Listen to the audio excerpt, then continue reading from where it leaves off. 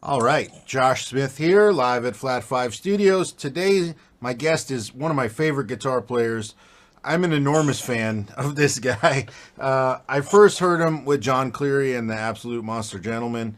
I remember hearing his name from other guitar players, just like, "Have you heard Big D? Have you heard Big D?" And it was like I hadn't seen him yet, but I only heard him. And then someone gave me a video. I think it was a bootleg video of you guys playing on a VHS, and I was just shocked, of course, by your playing. And man, I'm so glad that we've gotten to know each other over the years. I think you are one of the greatest players in the world, and absolutely one of the guys who bridges the gap between church and blues and jazz in a way that I don't think anybody else does. If you haven't heard this man, you need to check out his music, but we're going to dive into all that right now. Everyone, please welcome Derwin Perkins, Big D. Yeah. Nice to be here. Yeah, man. Thanks for having me. Oh, dude, I'm so glad we get to do this. I really, really love your playing. And so I start all these by asking everybody kind of their family history with the music because it's really interesting to me. I don't come from a musical family, so it was just really kind of happenstance that I got the guitar. Do you come from a musical family? Like, how did the guitar get put in your hands the first time? Yeah, my uncle played, Right. for a quartet group, and I used to go to the rehearsals when I was young, real young. And he just kind of like, I would grab the guitar whenever he not around, of course, and just start messing around with it, and he'll come snatch it. I think it might have been an expensive guitar at that time, so he always come grab it. But yeah, then at some point he just bought me a little fake one, and I've been loving it ever since. Amazing. And like, what kind of, besides church, I guess, what kind of music was being listened to in your house? Like, what were your parents into? What were all your, family and friends into? The basic, all the Stevie Wonders and the OJs, and I heard all that growing up. Some Donnie Hathaway. My Yeah. mom loved Donnie Hathaway. She was a big fan of him, and my mom was also a singer. Wow. So Okay. yeah, so all the that type of stuff. Um, some blues too. Oh yeah, like at all the functions, like the Fourth of July picnics and stuff. That's when they'll play a lot of the blues, the BB Kings and Bobby Blue Band, Yeah. and that type of stuff. So, does your uncle show you the first little things, or do you have to kind of figure it out on your own?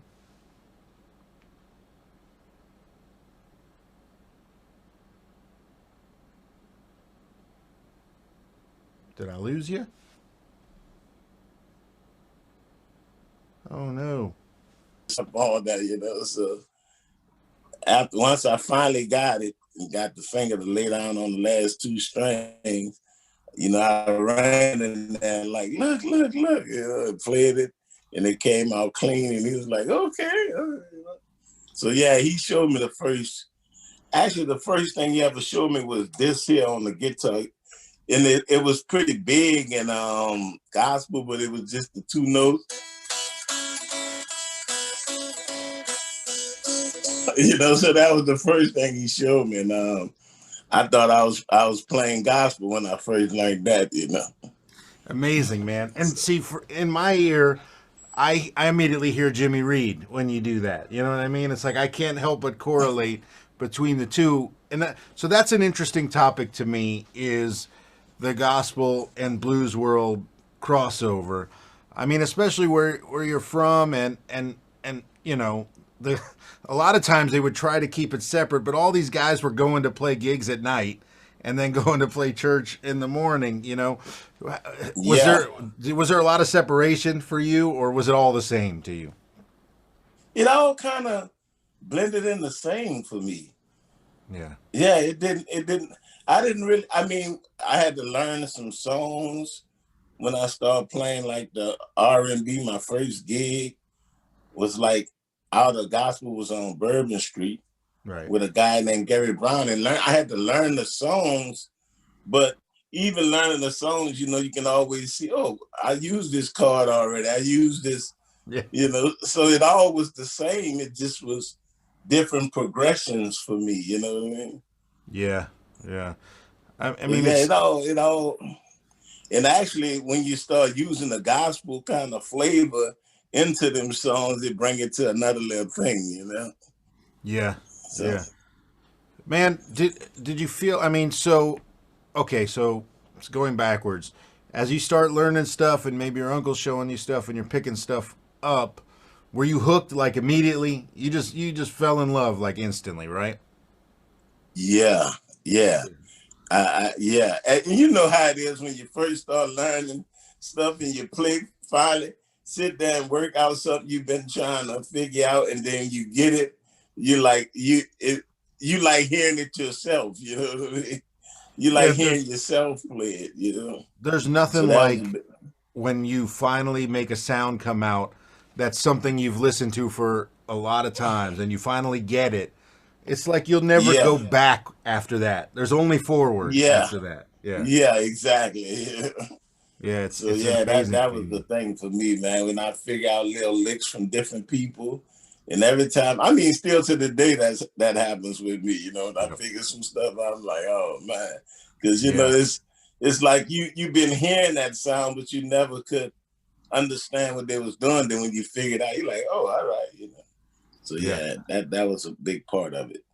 And we don't get So to, now that we work so much, we don't get a chance to do that so much. You know what I mean? Like when you was young, you had time to just sit down and pick it all out. yeah, it's been one of the things about the pandemic. It's actually given me back a little bit of shed time to just actually work on stuff. Yeah, that's cool. Yeah, Yeah. yeah, that's the good thing about the pandemic. Yeah, it made you pick it up more because you wasn't working as much. Not, Yeah, when for you're sure. working a lot, you don't want to see it when you get home. Exactly. Exactly. So during that time when you were, learning, was there any music in school for you? I mean, obviously in New Orleans, there's a big time history of, kids learning music. It's part of the culture. Did you have music in schools? Yeah, I had music in school, but I was playing band. I was playing bass drum Okay. in the band. I Yeah. used to play bass because we never really had no real instruments in the school. Mostly, like band instruments, Mhm. horns, drums, that type of stuff. So we didn't have the like pianos and guitars and Sure. cellos and that type of stuff. Right. But yeah, But I mean, I played in the band. but it's a big part of culture. There, kind of just instilling a love of music at a young age that I think isn't as prevalent around the rest of the country. At least to my, when I have so many friends from New Orleans, and when they tell me about when they started playing music and how they played in this school band and that school band, and then they would go travel for, all state this and all state that. It wasn't like that for me as a kid. It seemed like a New Orleans thing Yeah. to me. Yeah. So where did you grow up? I grew up in Florida, in South Florida, like Miami, Fort Lauderdale area. Oh, okay. And I did play in school, but it was like, I never felt like it was that important to the school. And I don't know, maybe I feel, what's that high school that everybody goes to in New Orleans that's the big arts high school? Noka? Yeah, yeah. So many of my Yeah. friends have gone there and they tell me about all the guys they played with there and all the guys who come out of there. And it always Yeah. seemed like a special place to me, at least as a kid from afar. Yeah. Noka. They had some bad cats come out there. And I know you played a lot with Calvin Turner, so Yes. I'm Yes. more than sure he told you about it too. Yeah, he's told me a Yeah. lot about that and about the scene and what it was like coming out of there. And man, it's such a cool thing to, when you get to be around people your age who are as excited about the same things that you're excited about, you all grow Yeah. together very fast because there's just this palpable excitement, and I bet that's a great environment. Oh yeah. That's pretty hip. Yeah. So, do you remember your first paid gig? Yeah. Yeah, I do definitely remember because I remember how much it was. How much was it? And how old were you? I was older because I didn't. I was maybe like I'm gonna say 21, Okay. and they paid like I think $20. Yeah, Yeah, things so haven't I gotten was that older much than the better. gig. Yeah, it was and it was tips, so Yeah. you know we kind of worked for the tips, and but I mean I thought it was a lot because I was used to getting nothing for a gig. I would go play a gig for free. It Yeah. didn't matter, you know what I mean? Especially coming out of gospel, playing with quartets. We never really. So, but then I landed a pretty decent one on Bourbon Street, you know, and I realized you can get paid for it. Yep. Once Yeah. somebody hands you some money for playing guitar, it's like you unlock the key to the rest of your life. It's like, oh my God, this is Yeah, the greatest thing exactly. ever. Yeah. Yeah. Something you would have, did for free. You just wanted to play it anyway at that time. Yep. Yeah. 100%. 100%. But yeah, that was the ticket for me. So after that, was it full steam ahead? You just start playing gigs all the time? Yeah, after I landed the first gig, on Bourbon Street, like I said, with the guy Gary Brown. I used to be out there looking in the door. And the thing about this gig, I used to be out there for like 2 or 3 years. They had, he always had great guitar players with him. So I would be out there and just looking, and even before I was old enough to play in the club, I would always go to the window. And so I wound up being on a session with the bass player, and one day I'm looking at the club and he's like, Perk, man, that guy got play, and I had been seeing Gary Brown up there for about 5 years, and all of a sudden he like, man, come sit in, and I never had like sat in on the R&B at that time. Mm-hmm. So I finally went on and sat in, and man, he called me like the next day and said, man, you want this gig? And sent me all these songs to learn. He said, man, you can start in 2 weeks. So he used to play Thursdays through Sunday. I had went sat in on that Sunday. Right. And he sent me the music that Monday. And he said, man, I'm going to give my guitar players 2 weeks notice. But even worse than that, man, he called me back Tuesday and said, can you start Thursday? I'm just going to pay him for 2 weeks and let you start Thursday. So, man, I had to learn all these songs for that Thursday. So that was my first introduction to playing that type of music. And he played a variety of songs, you know what I mean? Right. So yeah, that was my first experience playing out there. Man, and that's such, I mean, for the people that don't know, that environment is like, like going to college. It's such an education. All those hours of playing on that street, Yeah. long, long, long gigs, short breaks. You know what I mean? Like, Yeah, yeah, it was brutal. When I think of it now, it was pretty brutal. But like you said, it was like one of the best learning experiences you can have. oh yeah.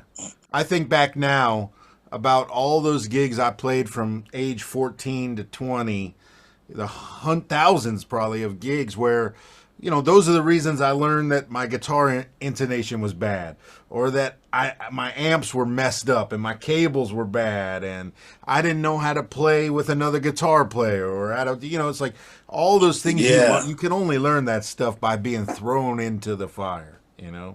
that's true. Yeah, that's the only way to really learn it. And Yeah. you learn how to make your mistakes work too. Yes, exactly. Which is important. Well, yeah, when you're the young guy and the new guy, and you make a little mistake and everybody looks at you, there is no better motivator because you will never make that mistake ever again. Yeah, Yeah. yeah, definitely. Yeah, that's one. And I mean, we all have. I noticed, like, I play with a lot of bass players. I know when they make mistakes because they always would turn to the amp and act like something they have to adjust something. That's a universal bass player move. Absolutely. Oh, I think Yeah, my treble knob is too high. Yeah. yeah. And you know, you've been already heard the mistake, but when you look over, he adjusting something to try to cover that up. You know. Oh man. Yeah. Oh. So, what kind of guitar were you playing back at that time when you first started playing on Beale Street? I think it was a Strat. Yeah, it was a Strat when I first started. Oh, I it was pretty a much, Strat. yeah, Man, yeah, and so how did definitely you Strat. become a Strat guy? Because I associate you with a Strat. I always You have. But what you was know it what? about the Strat that It hooked ain't you? like I became none. It just I I had one. I had got one for my birthday, and that's just what I played. You know, Mm. and it was, man. It was like, man. I had this Squire that I played all the way up until the hurricane came. Man, it was a phenomenal sound. Like no matter what guitar I get, the Squire just, for me the sound was, you know, what I was. And man, I just played. I kept it until, like I said, it got destroyed. And people used to always come to the club like, man, what kind of a Squire? You know what I mean? Yeah. And that was, but it sounded, man. Like I said, I used to A and B it next to some of my, you know, high quality guitars, but the sound was phenomenal, you know. But then the guy at the music store what made me buy it, you know, he was telling me sometimes, you know, when people send guitars back to get stuff, like if something go wrong with them, sometimes they'll grab whatever available and stick it in them, you know. So you might not have Squire pickups in it, you know. So you Right. never know if somebody lays that in the back, they're gonna throw whatever sitting up there in it. And that probably was the case because everything else around it would be breaking, and you have to keep, you know. But it sounded so good, you know. Yeah. Yeah. Yeah, Yeah, man. I play Strat for the most part, just because I can kind of like get all the different sounds out of it, you know. Yeah, they're such a Like if I'm versatile going for a guitar. smooth or something. Yeah. So, and what about you? You've been playing that black one since I think I met you. Yeah. Well. So this is this is the Ibanez version of it. So I was playing that Chapin for forever, and Yeah. this is new. Because I think the first time we actually met was in Vegas, huh? Yeah, yeah, in Vegas at the Blues Bender or whatever. Yeah, and you were there with Cleary, and that was the first time we actually met. Yeah, but I was playing that black telly that I played a long time. And you know what's funny? As a kid, I was more a Strat guy for sure, and it took like finding that black telly to kind of make it clear to me that I was really a telly guy. I just been waiting to find the right one. But I mean, I still play a Yeah. Strat, you know, some every night. I love a Strat thing, but I feel more like me with a Telecaster style guitar for some reason. But see, you so technical. You you understand, you know, how stuff really works. So, you know, and that's something I never got so deep in, which I really need to, you know, understand more is how all these sounds. Cause man, I done heard you playing it, and it's like I tell my friend, I'm like, man, I never heard this dude make a mistake. This Oh, dude be come playing. on. Man, I never heard it. You know, it's like, and there's so many things you can play on in one solo. You know, without being repetitive. I'm like, Oh, so who did you kind of listen to? man, I mean, for me, obviously, I was listening to first and foremost the Albert Kings and BB Kings and Otis Rush and T-Bone Walker, Magic Stand Blues guys. But then Hendrix and Stevie Ray, um, Wes Montgomery, Danny Gatton was really important to me. Not just because of the amount of facility that he had, but I think I was attracted to him because he kind of had this willingness to play whatever I think he was hearing right that minute. without a filter. You know what I mean? And he just kind of play what he felt and what he heard. And I was attracted to Yeah. that. I wanted to have the ability to kind of remove as much editing process and just be a direct filter of like, hear it, play it, you know? And sometimes that leads to some weird choices, but you get better with that over the time. But I liked the kind of fast, rapid connection between the brain and the hands, you know? Yeah, yeah. Because I remember one time you explaining how you learned how to play like the different the mode thing. Oh yeah.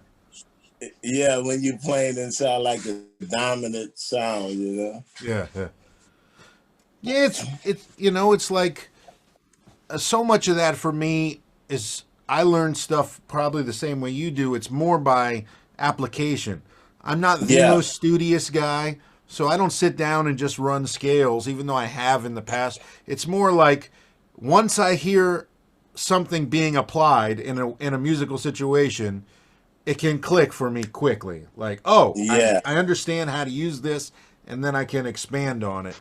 And it's kind of always been that way, you know. For me, that's the so like yeah, with modes, I always would quickly apply them to certain chord types as opposed to just learning the mode scale up and down the neck. It was like, no, this yeah, sound yeah, like that Lydian sound that sounds like a major seven chord to me, you know, or something like that.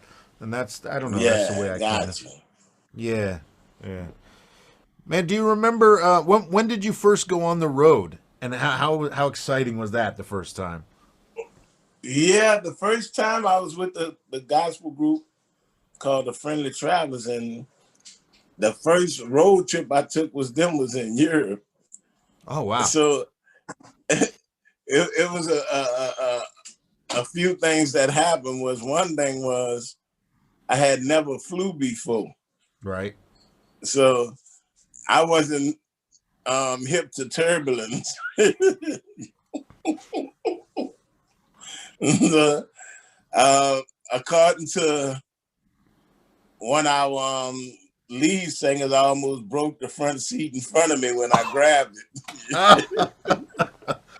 I mean, that's what he said. I don't remember it, but old were you? all of a sudden, going overseas, I didn't know a plane, because we took off, it was so smooth.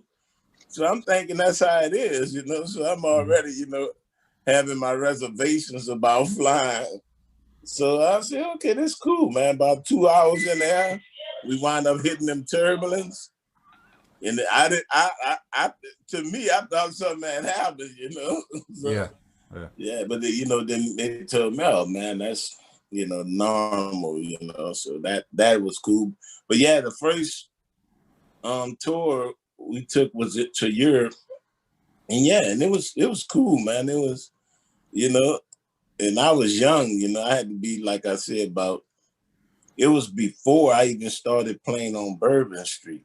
Okay. So I was like 18, 19, So when you And go yeah, on a that was pretty gospel cool. tour to Europe at 18, 19, you don't get paid anything. We got paid, yeah, we got paid, I think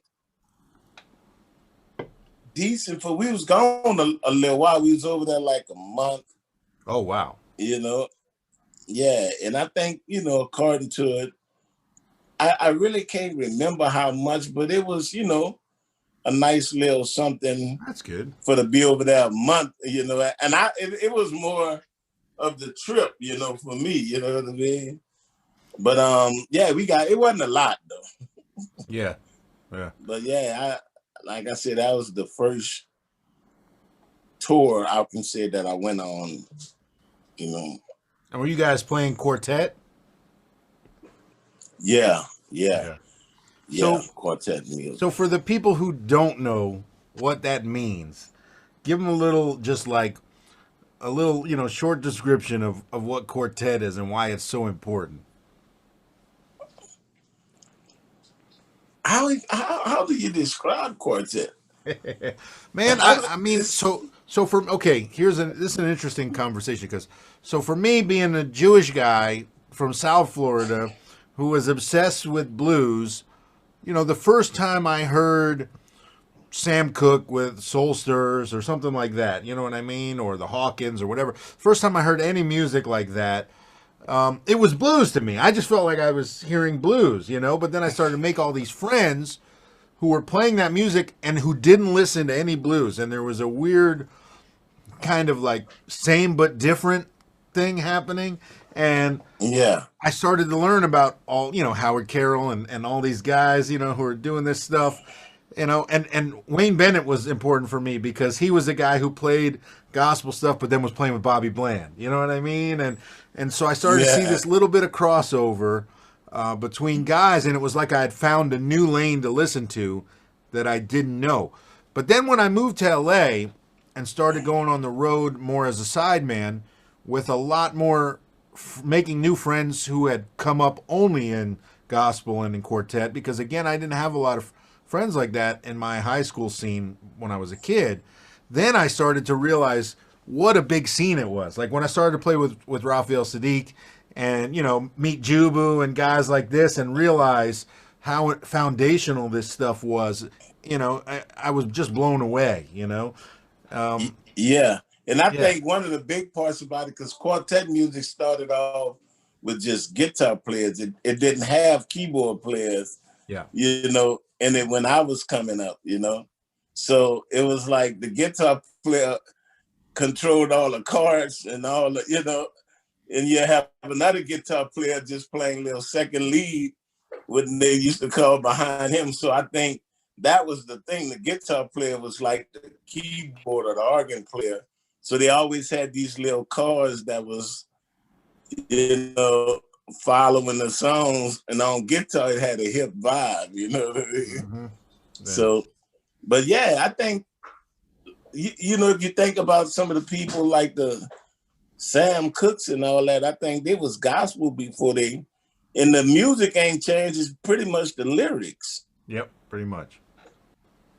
Yeah.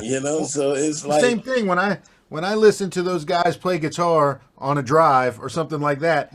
That's the blues to me. You know what I mean? What I'm hearing. Well, exactly, because you can just play the blues drive on the quartet. Now they pretty much then start playing more blues drives against the quartet music. You know what I mean? Yeah. So it's definitely one of them things, Yeah, it's amazing, man. So speaking of those guys, who were the guys that you were listening to back then? Who got you excited? Who were the cats you were listening to? Well, everybody had to listen to Spanky at some point. Of course. He was like the innovator of that whole kind of mixing that jazzy little thing, kind of changing the chords up from the norm in gospel. Mm-hmm. And, Howard Carroll, the guy, man, they and who I listened to a lot, he was a guy from New Orleans, and his name was Marvin Chaney. But he was like, he knew all these chords way back, before people in gospel, He was the first person I heard play this chord here. You probably heard it. Yes. Nice. So on the minor, that's like with the chord he was playing whenever a song was at minor. That was like, to me, it was always this suspicious sound. I'm like, wow, and that with the tremola, you know what I mean? Yeah. So it was like, wow. But yeah, he had all these, and he can stretch, man. He played all these stretch chords, Yeah. Where his fingers, and that was like, whenever he would come to like a quartet when he was playing with the Heavenly Stars, man, all guitar players in the city gonna be there. You know what I mean?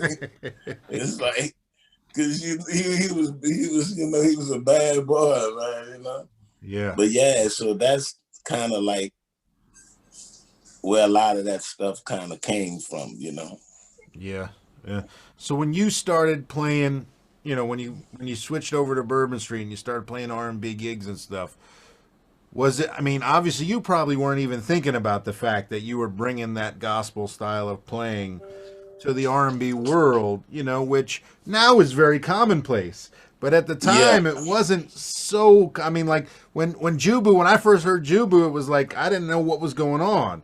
You know, this was a different kind of guitar playing to me, and I'm sure it was the kind of the same. He didn't think about it either. He was just playing the way he learned. Was it the same for you, kind of? Yeah, exactly. Yeah. You Yeah. you know, yeah, you just that's how you learn to play, you know. And I listened to Jubu too. Like Jubu was one of my biggest inspirations because he knew it to another level, you Yeah, know. he was. I mean, because for I guess, how old are you, Derwin? We're probably pretty similar in 52. age, right? 52, yeah. Okay, so you're 10 years older than me. So I mean, I think Jubu's maybe a couple years older than you. Maybe around, yeah, maybe a couple of years, like, yeah, I would think that. But I mean, when Yeah. he was playing on all those hit records, that we would have been listening to him. You know what I mean? And it was Yeah. like, so I was Yeah. hearing him on the radio, and it was this guitar playing that was familiar yet slightly different. You know what I mean? And Yeah, exactly. it made a Yeah. big, it made an impression on me. Yeah. Yeah, yeah, yeah. It was like wow, you know. Yep. And Yeah. this little cat now, man, it's like who I listen to, and it's just in a whole nother lane is Agape Jerry. Oh yeah. Yeah. Yeah. He's killer, It's man. Him and man, he's Sharky and Eric Walls yeah, and all these guys, unbelievable. yeah, Yeah. yeah, And man. Jarius and all those guys. Yeah. They you know, Amazing yeah, stuff. yeah, So they killing. yeah, like everything else. I mean, you know, they came up here in Jubu, and then they, and Spanky, of course, and here in you, I And they think, took it to and another guys like level. that, and they just keep taking it to the next level. Yeah, exactly. So when This did you is meet cool. Cleary for the first time? Playing with the quartet group that I was telling you about. You know, Okay. so we used to play this little thing at Cafe Brazil on Sundays. We used to play at the Cafe Brazil in New Orleans on Frenchman Street, and Cleary would come by, you know, when he first moved to New Orleans. This was a long time ago. And he would dig it, and he would ask us, you know, can he sit in? So he sat in one day, you know what I mean? And like I said, me and the bass player, Cornell, who played with Cleary still to this day. Yeah. So we was playing with the gospel group together. And he sat in a couple of times, and he asked us about doing a gig with him, you know, man, we want to do a gig with him. And, you know, coming from gospel, we used to love to rehearse. Right. So we was like, yeah, man, we'll do it, but can we rehearse? And Cleary was like, wow, these cats want to rehearse? So it was like, once he realized, man, I can learn some of my own material with these cats, you know, because a lot of cats, you know, they want to throw out tunes and everybody know, and it was a different, and so we started rehearsing. Man, we were used to rehearse every day. We used to go by Cleary House every day just to rehearse, even if we ain't have gigs, you know. Wow. So Yeah. I think, you know, then we started learning and kind of learned the songs that he wanted us to learn, and, you know, and that was a wrap. And then we just started playing together, and that was what, about 28 years ago? Wow. Wow, It's been a minute. It has been a minute. What was it, man? I mean, I remember the first time I heard him. It didn't, it was like, wait a minute. It was just he's so good and so soulful. Yeah. You know, and then I found out where he was from, and I was like, wait a minute, this makes no sense. You know. Yeah. I'm sure it felt that way in New boy, Orleans. man. Yeah, he bad. They got some bad boys out there in England, though. They do. I'm sure though when he hit the scene in New Orleans, everybody was probably talking about him, right? Yeah, because the thing about John knew more stuff about New Orleans than we did. You know, he can tell you the history of all the drummers, the piano players, horn players, guitar players. He hit me the guitar players I never even knew was from there, Wow. Yeah. And yeah, so he knew all about New Orleans, man. He know it, and he studied the piano playing. Like I think maybe Professor Longhead and the other guy named Miss was like his favorite piano players. Unbelievable, man. So, but yeah, I've been digging lately, seeing him play, doing his Johnny Guitar Watson thing, man, playing guitar on stuff. oh yeah, he that's in the comedy part is he actually have Johnny Guitar War. Let me clear this out the way. There we go. Yeah. He actually have Johnny Guitar Watson's guitar. Does he really?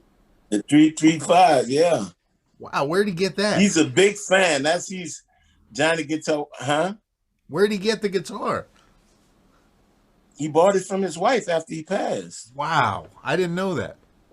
Yeah, he actually has the guitar. Yeah. Crazy. Mm-hmm. Man.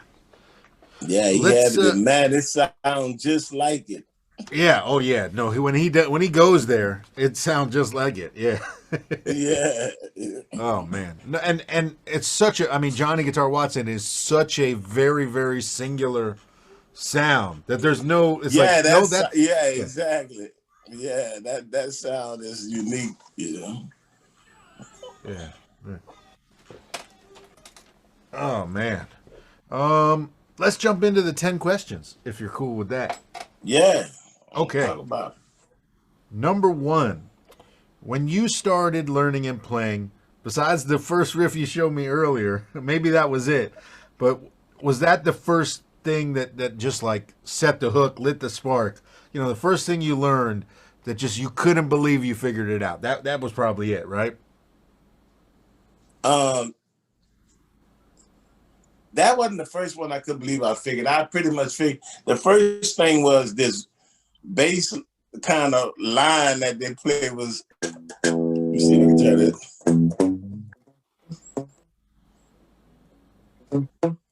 That was like the thing that, I was like, wow, because it felt like I was playing a song and a lick at the same time to me. Right. You know what I mean? So I was kind of excited about that. Man, it's the same reason why we listen to James Brown and you could listen to the same thing forever and ever. Man, when something locks in like that, it don't matter. I could listen to it for an hour. Yeah. It's one of them things you hear, it's a lick, but it sounds almost like a song too, you know what I mean? So, yep.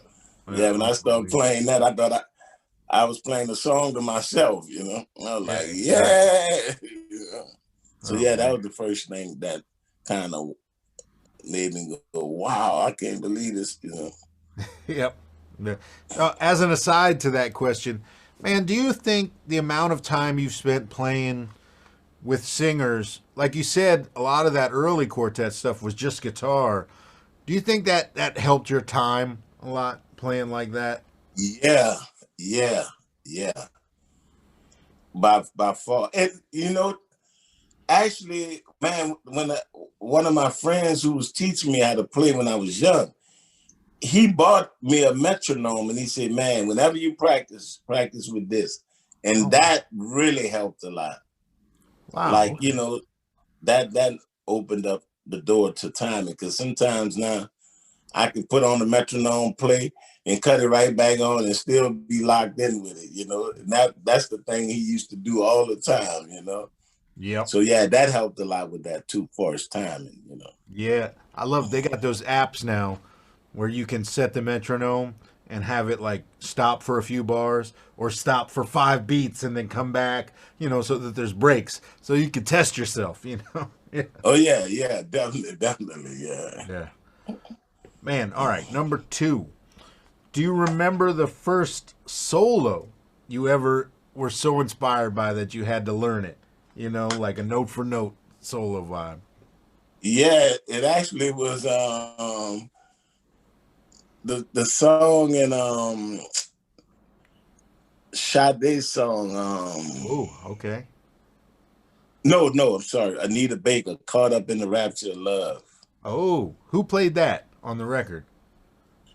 I'm not sure. It probably was Paul Jackson Jr., but Maybe. I'm not exactly sure who played it. I gotta check that out. But yeah, it was that solo there, man. It was like that's the first one I sat down and just learned, you know. Crazy.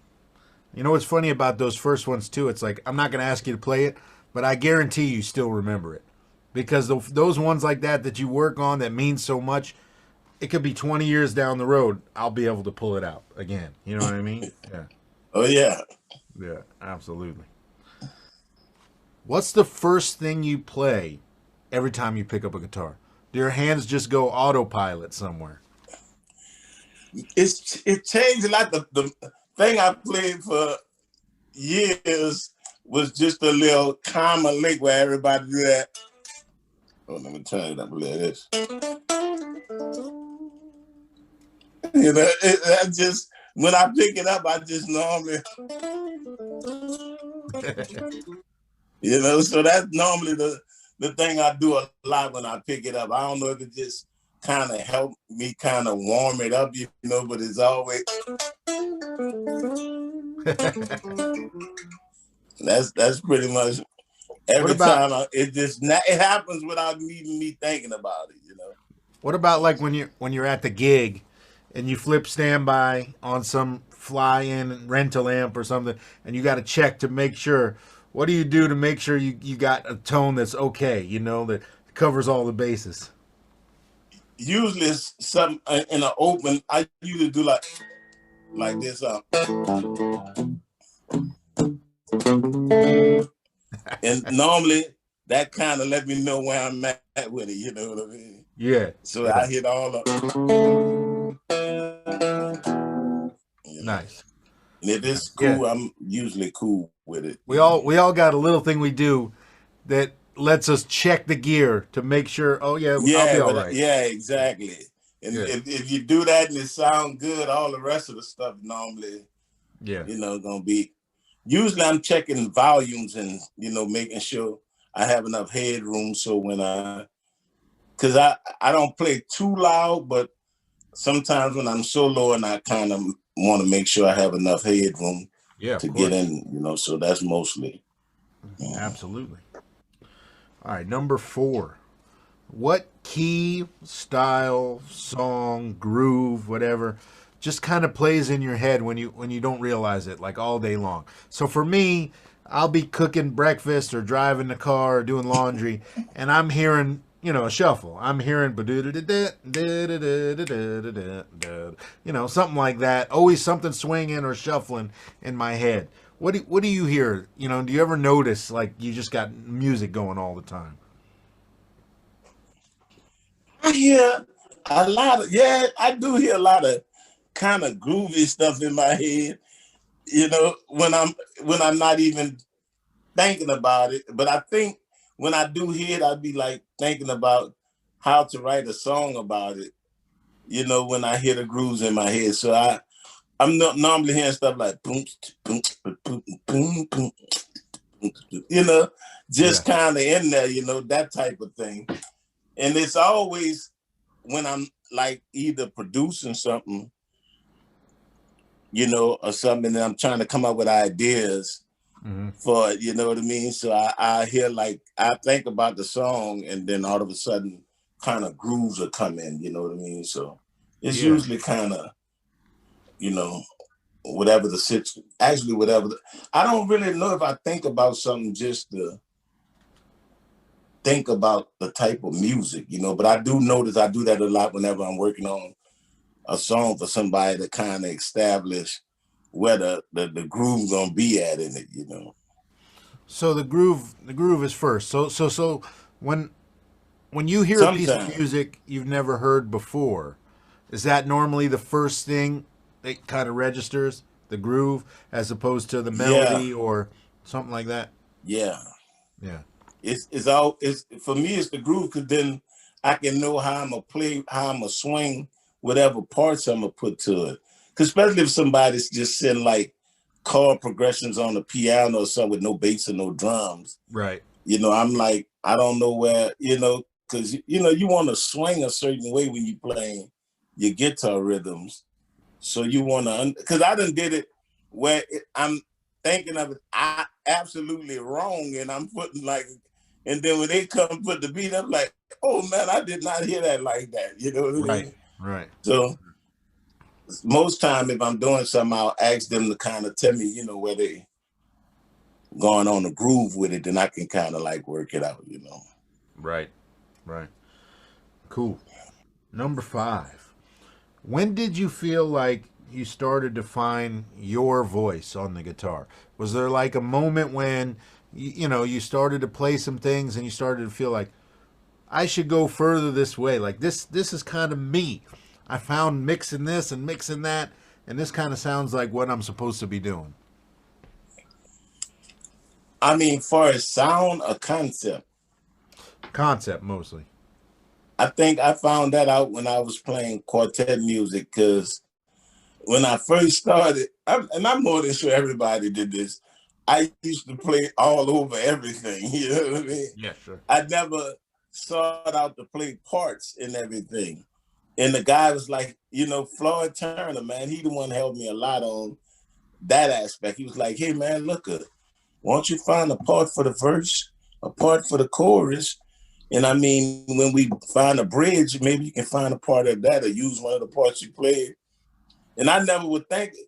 And man, I started like playing like that, like finding parts for stuff. And it became like a big thing, you know, for me, you know what I mean? So now I hear a song, and you know, I might improvise a little bit sometimes, but I always try to find an established part that Mhm. works the song. Then when I start listening to songs, like a lot of the stuff Paul Jackson Jr. played on, I realized, man, his parts be just as important to the song as the chorus, you know, Oh because you yeah, can remember them songs by some of his parts, you know. 100%. When you, I mean, geez, speaking of those R&B cats like him and David Williams and those guys, I mean, yeah, you they make the song a lot of times with those little hooks and Yeah, those little parts, and they'd be real similar, the part between the chorus and the verse, but there'd be a little change, and they know it, and they change, and they don't miss it. You know what I mean? And it's yeah, exactly. yeah, I mean, you take something like what that song is, bam, bam, bam, bam, yeah, bam. Most people remember that song by that, you know what yeah, I mean? So yeah. it's like, you know, he come up with parts that's memorable, you know what I mean? Mm-hmm. Absolutely, absolutely. Yeah, I mean even when you listen to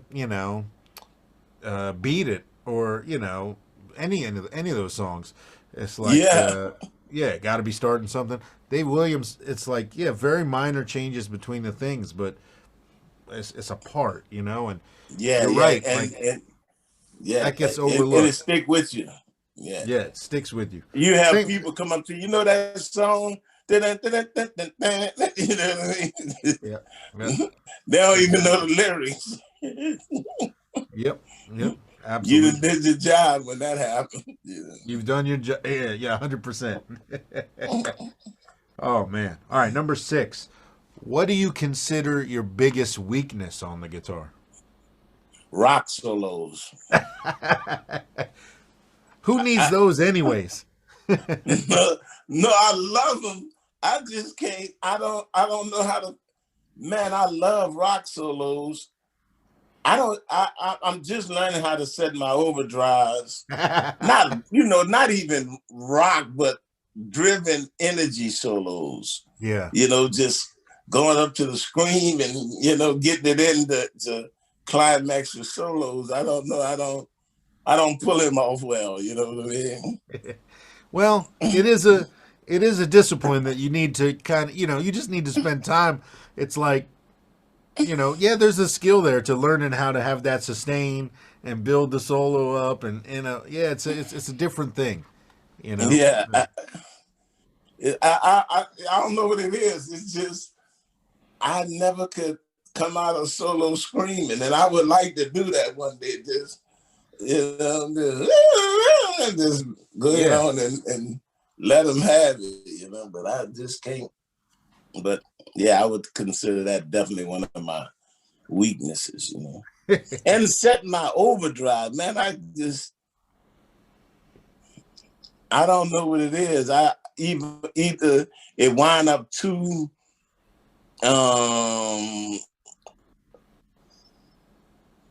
fuzzy sounding, I be looking for that middle ground where it's overdriven, but still you can distinguish all the good notes in there, Yeah, I mean, there's, this is a whole nother can of worms if we open it up, but there is a weird group of guitar players in general who have a certain feeling about overdrive where, they're always trying to match the level between their clean volume and their dirty volume with the pedals, you know what I mean?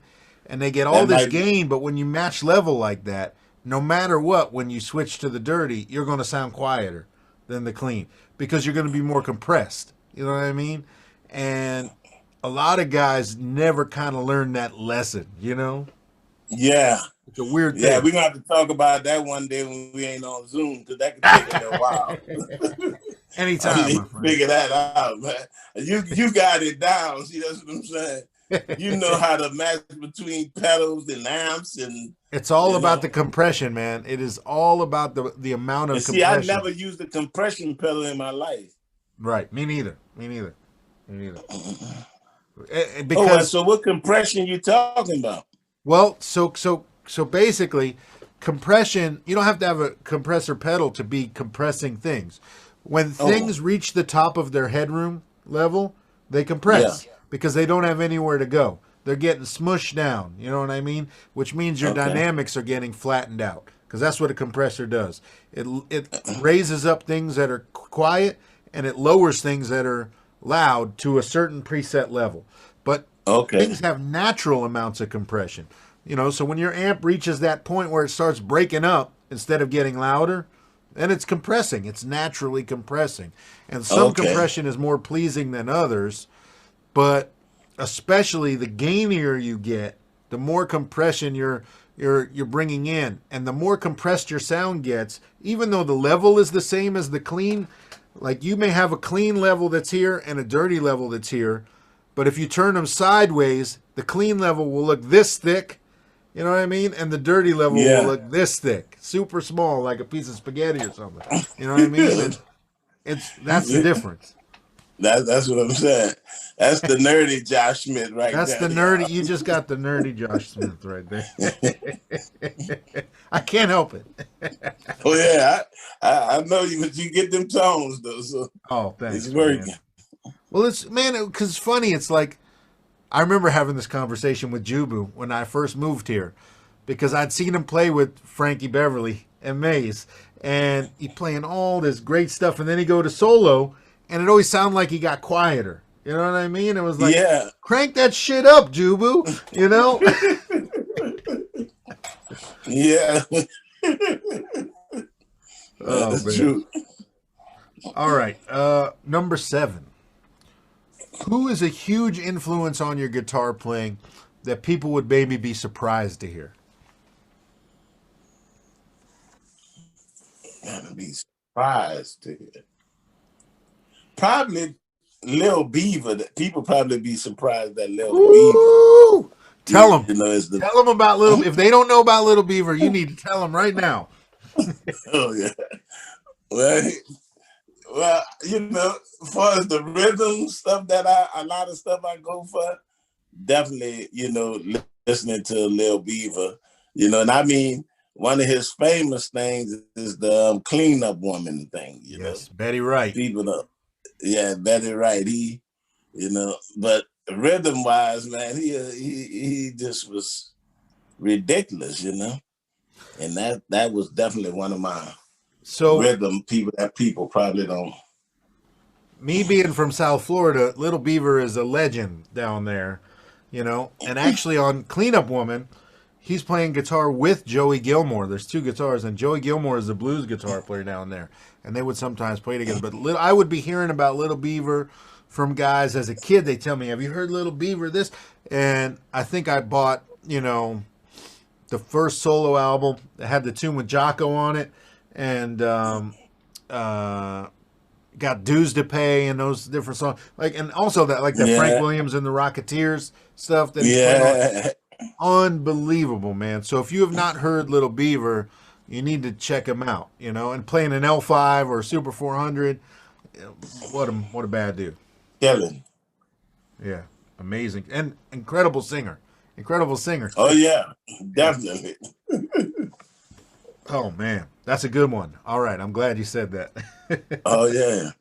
All right, number 8. Would you rather have on a gig a great guitar and a bad amp, or vice versa? A great amp and a terrible Definitely guitar. great amp and a bad. I can deal with a bad guitar. Yep. A bad amp, I don't think I can deal with the bad amp. You and even I if I had a same great page. guitar, the bad amp can't do nothing. But with a bad guitar, the amp can pull some. You can kind of dial it in enough to deal with it. Yep. We're on the same page 100% on this one. Oh yeah, definitely on that.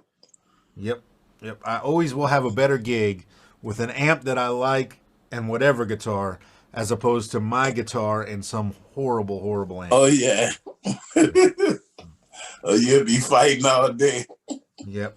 Fighting the whole gig. Yep. And I ain't gonna name the amps because I don't even want to, Don't shame the JC 120. Come on.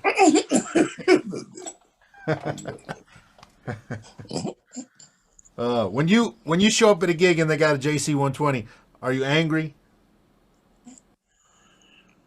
Well, cutting on the gig, it's JC 120s can work for whatever it worked for. Like I said, I don't know if you're gonna press it. Okay, we better move to the next one. All right. They got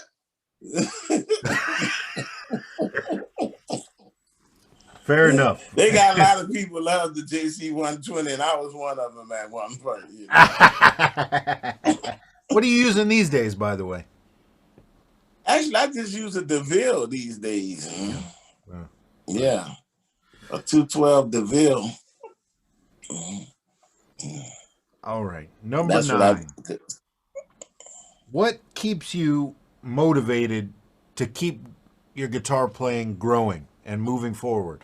Like, what keeps you just kind of, wanting to learn new stuff and grow as a player? YouTube. Oh, man, come on.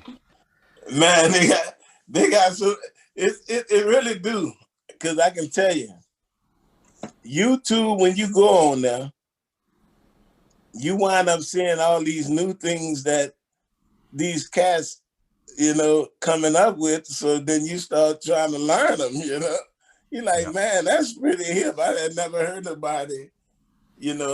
They got one guy, man, I seen him, been seeing him for a minute, but he played with his fingers. All of them. You're talking about Matteo Mancuso. Yeah. Unreal. Man, that's what I'm saying. It's like, man, I've never seen nobody play that, that kind of style like that with his fingers, Mm-hmm. And that was like crazy, It's nuts. So yeah, I mean, looking at some of them cats on that line,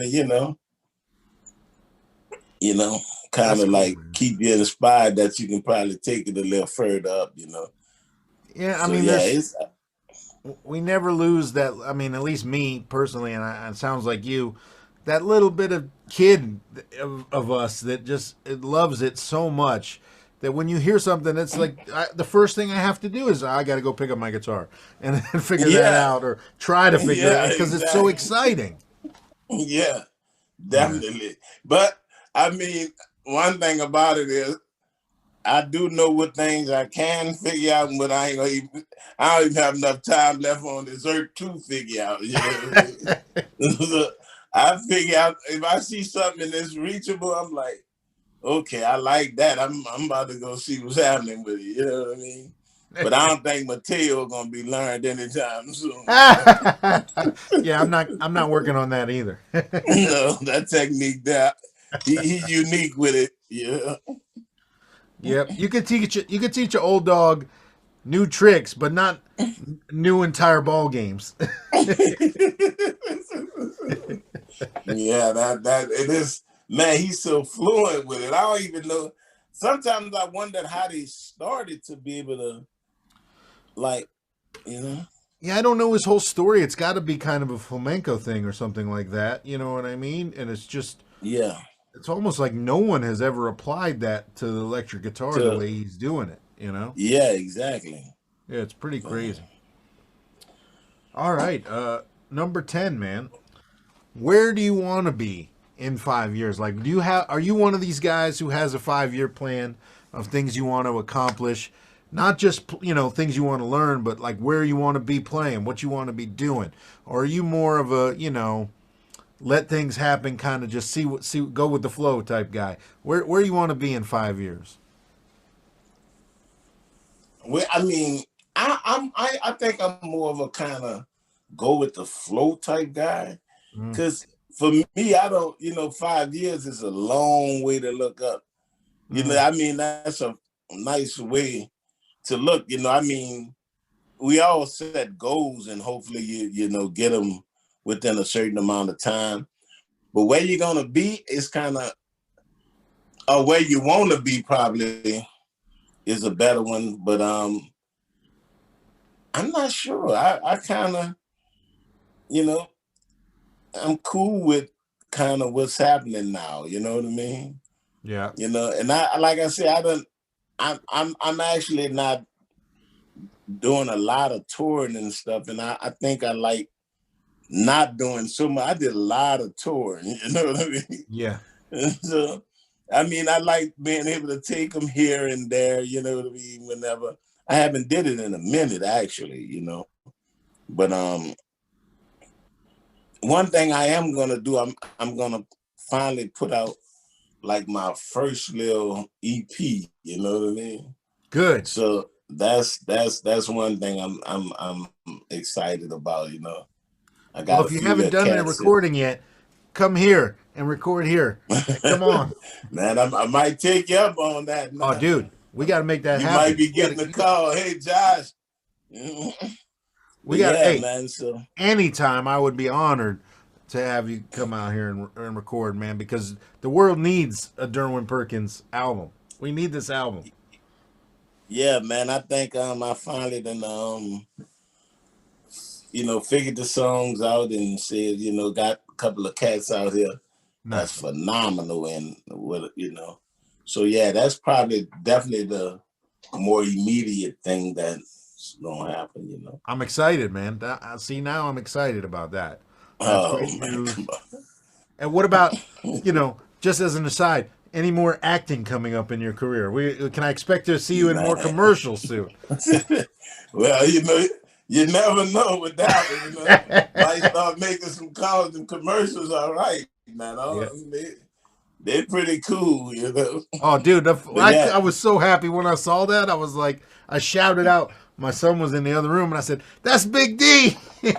He came running out, and then so I go to a lot of Clippers basketball games, and they were a sponsor of the Clippers, so they would play it on the jumbotron every game.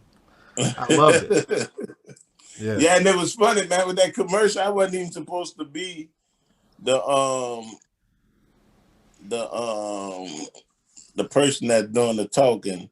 Uh, But we was in the studio. We was only supposed to be recording the song, you know, for the commercial, and the people had been looking for somebody to do the talking for it. right. You know what I mean? And they came in the studio, and me and the guy who owned the studio was in New Orleans, was a guitar player, and me and him talking back and forth. He in the control room, Yeah.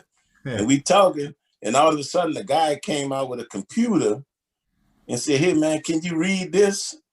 And I was like, can I read? And I'm like thinking, like, can I? I'm wondering if he asked me, can I read? But Oh he was like, oh God. no, no, no. And so he told me just to read the lines, young cats too. And I read it and it was like, oh man, yeah, you know. So the Wow. guy who hired us to play actual music, he came back out and said, man, you can treat us all to lunch with that music because you're doing the voiceover for this commercial. And I was like, what? Did you get your SAG Yeah, card no. from that? You know. Well, I've been had my SAG thing. You know, we've done some NCISs and some Treme, yeah. But yeah, it was cool though. It was out the blue, and it was like wow. When I seen it, I was shocked. You Yeah. know? Yeah. I love it, man. I was so happy when I saw that. Oh man. Well, dude, we reached the end of the 10 questions. For the rulers, we'll be right back with the turn 2. But for everybody else, please look up this man's music. Listen to him play with John Cleary and the Absolute Monster Gentleman, with Buku Groove. And look for the new record, hopefully coming soon, or EP. And man, just go on YouTube and go down the rabbit hole. You need to see this man play guitar because it's something special. Dude, thank you for doing this. Been such Oh a man, pleasure to thank you talk for to you. having me, man. Thank you for having me, and I'll be calling you when I get ready to record now. Dude, my door is always open, and anything I can do to help, I would be honored. I got you, man. All All right. right. Well, all right, rulers, we'll be right back. And if you're not a ruler, you should sign up or at least subscribe to the channel. But we'll be right back. Thanks.